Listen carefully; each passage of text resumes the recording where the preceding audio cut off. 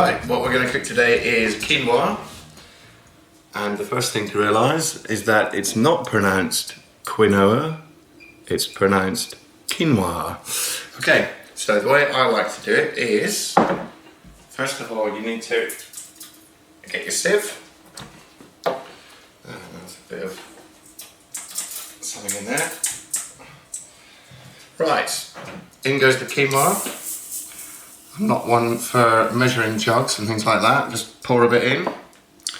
I then add a little bit of red quinoa. This is white quinoa, a little sprinkling of red quinoa, not too much.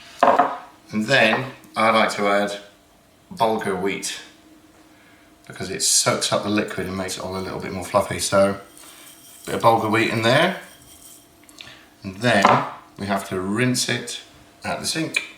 Come on over. Give it a good rinse. Get rid of some of the starchiness. All these ingredients are organic, by the way. It's all about the organic, no nastiness in the food.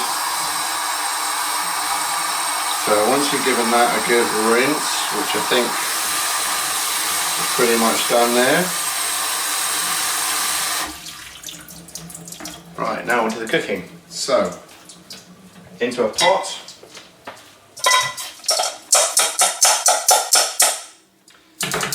Then, you can either use water or I use homemade chicken stock. Now this is the vital bit. Get a close up in on this one. You have to fill it up with liquid until it just covers it. So you've probably got a pinky nail's worth in there, above the level of the grain, maybe a tiny bit more. Right, and then on with the heat.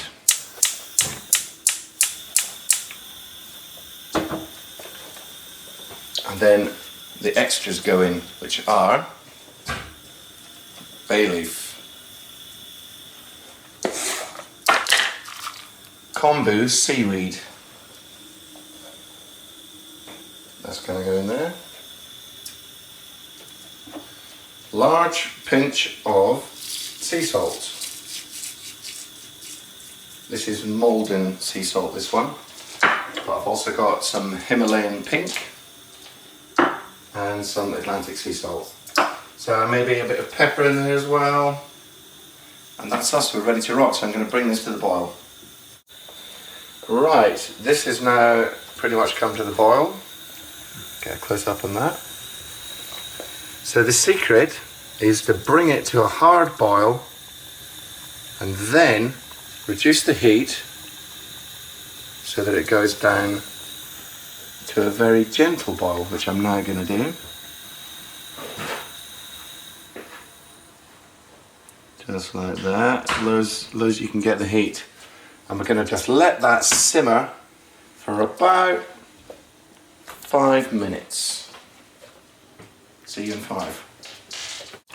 Okie dokie, this has been simmering for about 5 minutes. Nice bit of bubbles and things going on. So, this is the trick.